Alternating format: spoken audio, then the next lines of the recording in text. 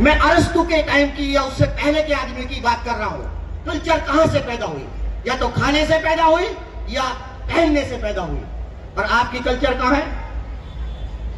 आपको मालूम है? द कलर्स ऑफ दलित, दलितों के वो रंग, दलितों की वो महिलाएं जो लाल रंग, जो पीला रंग, जो नीला रंग, जो हरा रंग, जो चटकीले रंग पहनती थी, यही लोग क्या कहते थे कि ये चमारों के रंग है। आज वही समय बदल गया।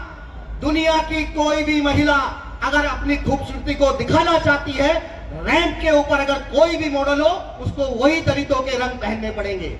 ये दलित कल्चर है, ये दलितों की नेचर है।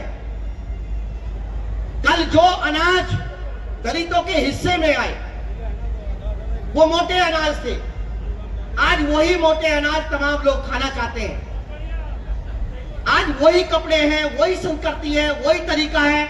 जिन लहसुन प्याज को आपने छोड़ दिया तामसिक के नाम पर, आज आयुर्वेद के नाम पर लोग खाना चाहते हैं। तो ये दलितों की कल्चर है। और देखिए दलितों की कल्चर क्या होती है,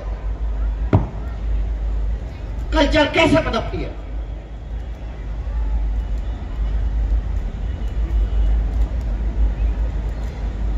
एक मिनट शांत हो जाओ, बस 2 मिनट में बंद करता हूं।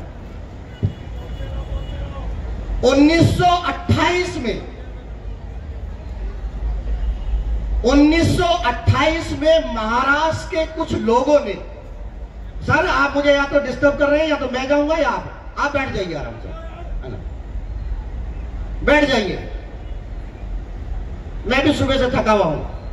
1928 में महाराष्ट्र के कुछ युवाओं ने बाबा साहब के जीते जी पहली बार बाबा साहब की जयंती का आयोजन किया। आज भारत का कोई गली मोहल्ला ऐसा नहीं है कि जहां बाबा साहब की जयंती न मनाई।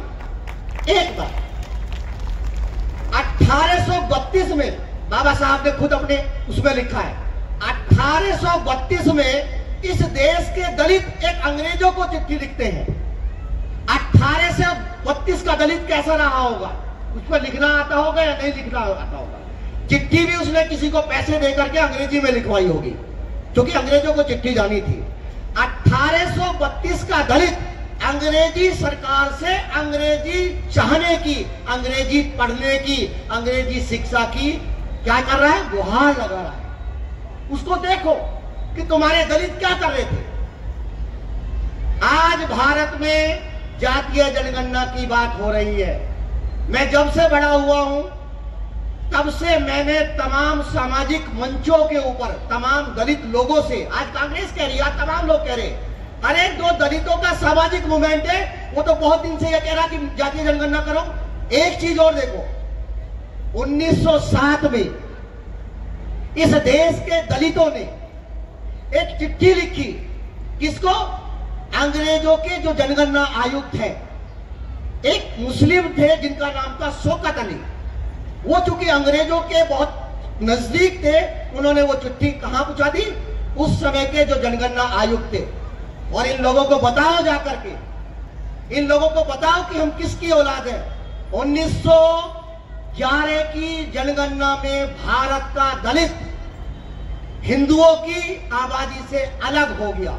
1911 में, 1921 में फिर जनगणना हुई और 1921 के जनगणना के आंकड़े ही दलितों के आरक्षण के सबसे बड़े आधार बने। क्या बात कह रहे हो भाई, कहां है आप?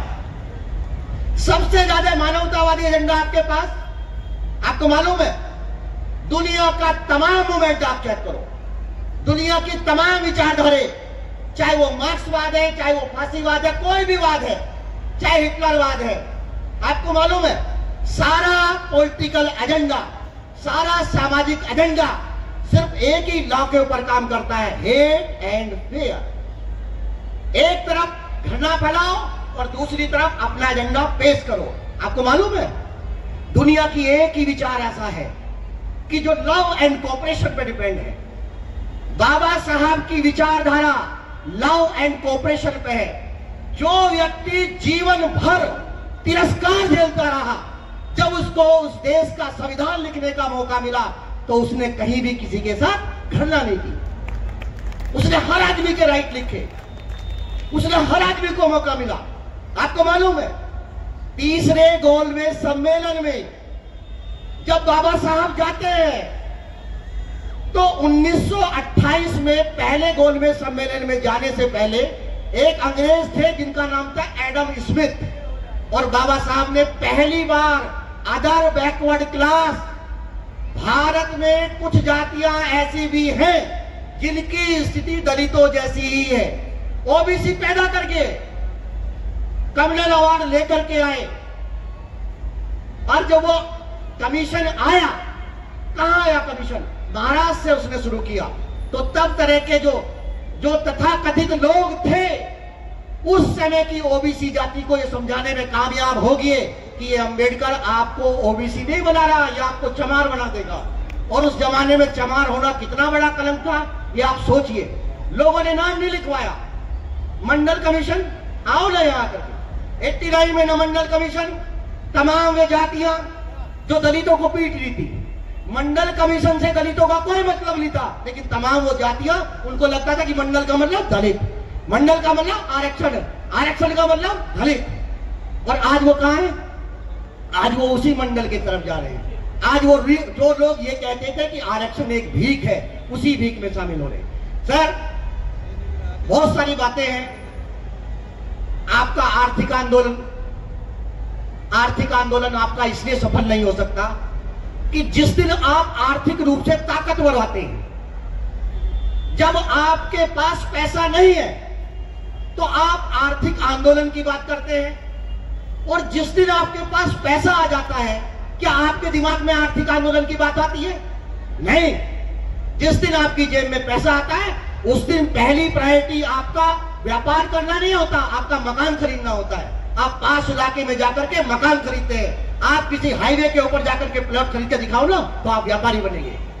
ये चीजें हैं सर, बहुत सारी चीजें हैं। एजुकेशन आप लगे रहिए। मुझे तो ऐसा लगता है कि इस देश का दलित रुकेगा नहीं, इस देश का दलित आगे ही बढ़ेगा। दलितों का जो राजनीतिक एजेंडा है, अब राजनीतिक एजेंडा क्या होगा, मैं एक लाइन में इस राजनीतिक एजेंडे को बताना चाहता हूं कि सामाजिकता की कच्ची सड़क पर राजनीति की तेज गाड़ी चल नहीं सकती, जो चलाएगा एक्सीडेंट हो जाएगा। इसलिए बढ़िया नेता आप सामाजिक आंदोलन से पैदा हो सकते हैं। और इसी के साथ जय भीम, जय भारत, नमो बुद्धाय। आपको बहुत बहुत बधाइयां। अगली बार आप बहुत ऊर्जावान बने।